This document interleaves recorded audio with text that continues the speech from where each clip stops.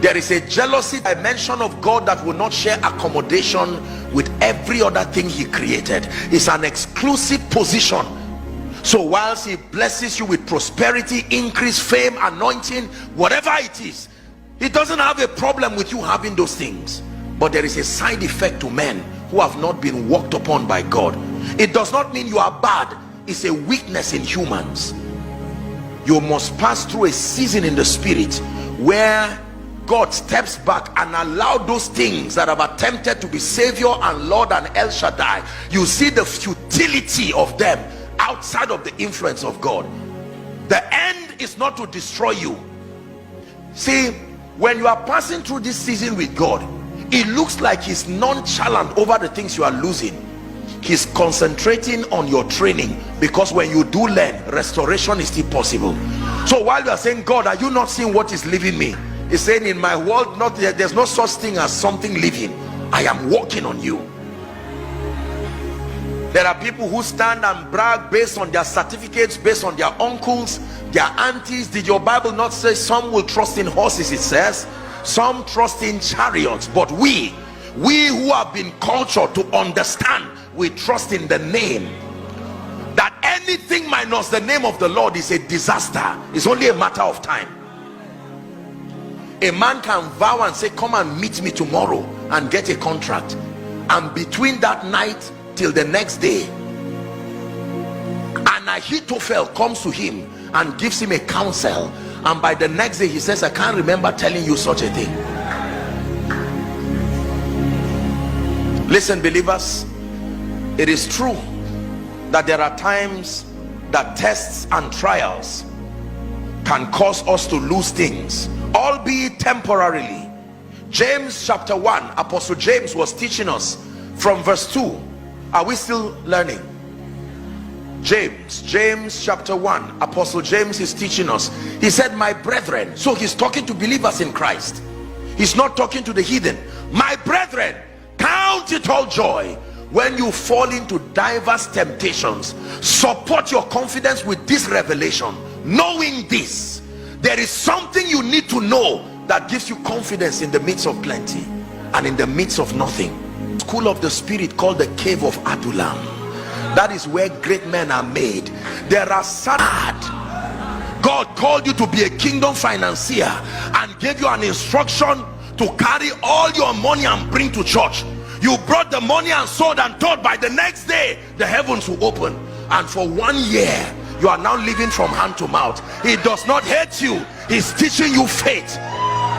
There will be a recompense, so that you can stand holding an account with 1 billion and yet it's not in your heart. Jesus is still Lord. That is the morale of the training. Can I tell you this? I came here sensing in my heart that within your region there are people who have lost things and even lost time. There are people, as soon as you finish school, you wanted to get a job like every other person. God says stay back, and everybody is moving forward, and even you don't know the name of what you are doing with God. God, what are you doing with me? Can I tell you this? You must understand that when God is silent, his silence is a language. Every time God is silent, he's saying you are in the school of the spirit. Don't be embarrassed. You will cry. It's true. You've often heard people. I hope God is blessing you tonight.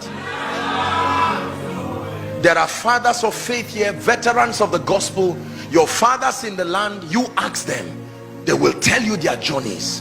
They will tell you there as a man of God, there are times you will be going through things yourself. You will counsel others and you will receive a word for them, but for you a word does not come, and yet God will demand obedience and compliance.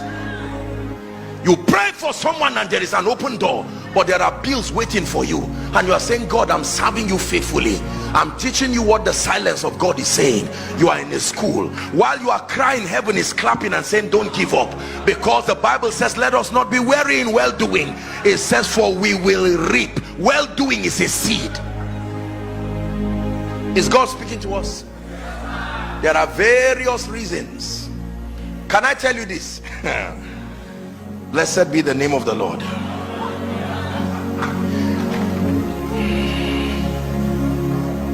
In Genesis chapter 40, don't turn there, just write it for reference. The Bible talks of a prison. Look up please. Joseph and the wine presser and the baker met in one place. The name of that place is the prison. The prison is where both good and bad people meet. Don't judge everybody in the prison. They are there for various reasons.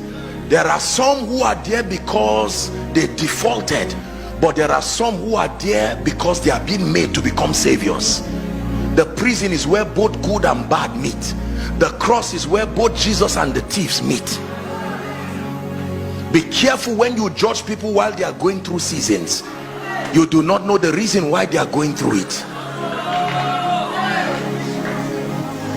Are we together? In that same prison, there was Joseph the righteous, there was the wine presser, the butler, the defaulters. They were all there. The way to the throne is the cross. The way to sit over Egypt is to pass through the prison. Let me speak to you. Many of you admire greatness, you admire great people.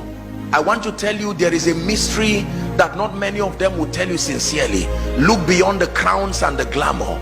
There are scars that are testaments of endurance. They lost to gain. If you want to gain in this kingdom, you must be prepared to lose. Losing is how we gain.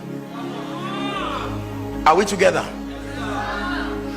Because you will not appreciate restoration until you understand the idea of losses.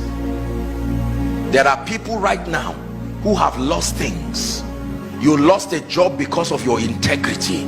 You made up your mind you will not compromise, you will not bribe, and you lost. Not every loss is proof that God has left you. There are losses that are scars of honor, symbols of endurance. Is God still with us tonight?